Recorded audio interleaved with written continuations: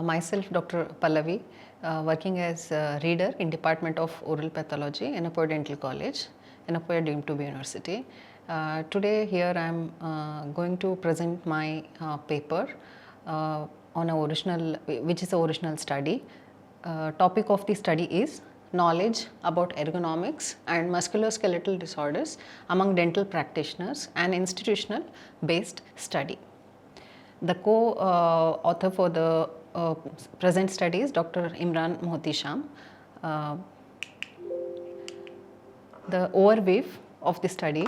This presentation deals with ergonomics in dentistry and related musculoskeletal disorders among dental practitioners of a dental educational institution.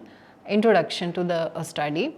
So, ergonomics is defined by WHO as a science that tries to obtain the maximum performance, reducing the risk of human mistakes as well as reducing fatigue and eliminating the risk for the workers.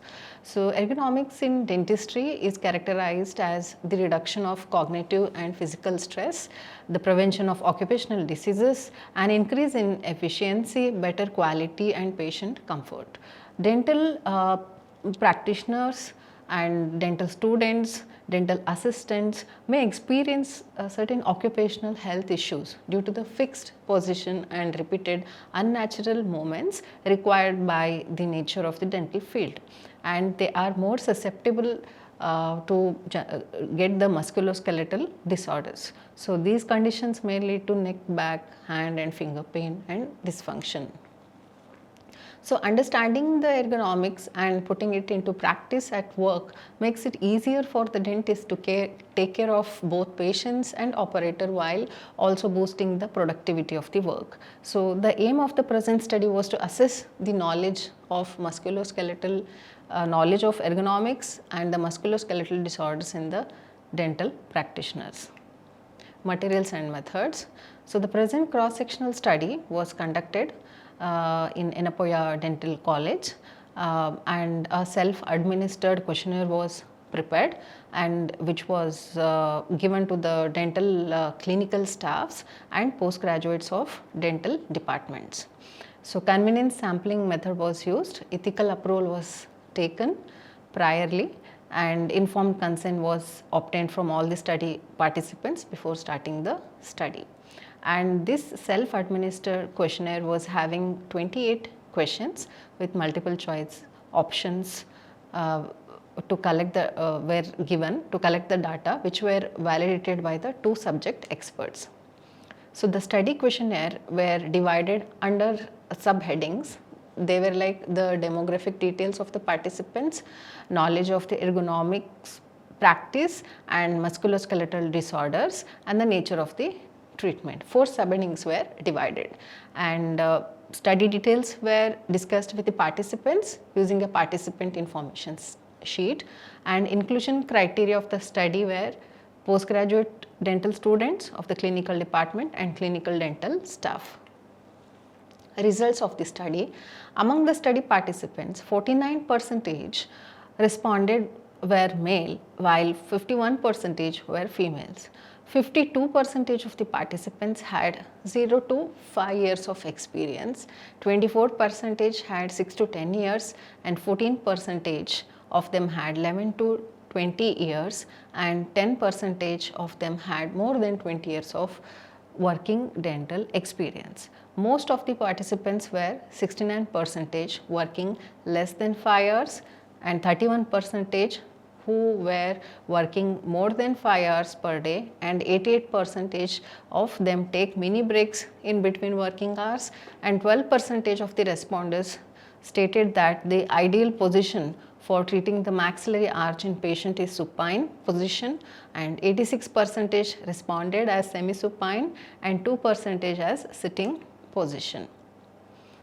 And whereas the 97% of the respondents said that the right way of practicing on the mandibular arch as a supine, semi-supine position, whereas only 3% responded as the supine. And next is based on their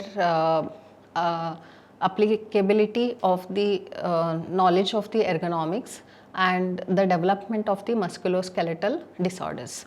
64% of dentists graded the severity of pain as mild to moderate, and 26% graded the pain as severe, and 10% stated that they had no pain.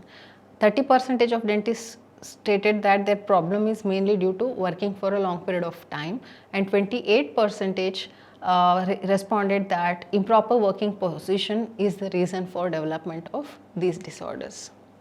Discussion. The results of the study revealed that knowledge score were 85%, which are comparable to findings from a study done by Garbin et al., in which 55% of dental students indicated that their knowledge of ergonomic was satisfactory. Barlin et al.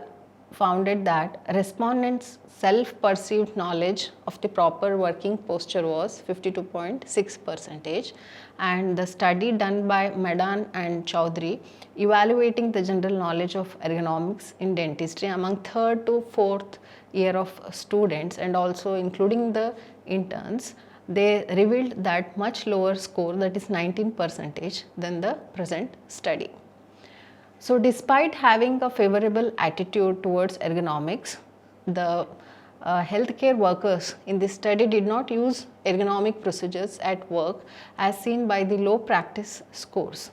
And understanding ergonomics theory, a lack of training, a disconnect between theoretical field and its clinical application, and social desirability bias could all be contributing factors to increase in knowledge ratings. Furthermore, understanding ergonomic principles could be hindered by a workplace that is unsuited for ergonomically sound dental work. So, conclusion of the present study is the current study provides information on the ergonomics that dental professionals should consider during routine dental operations, and incorporation of ergonomics in the dental curriculum which is required, and emphasis is placed on both theoretical understanding and practical application throughout various dental procedures. Promoting occupational health training and preventive programs for ergonomic postures are crucial. So, changes in bad posture practice and the use of equipment that promotes the healthy practice should be prioritized. Thank you. These are my references.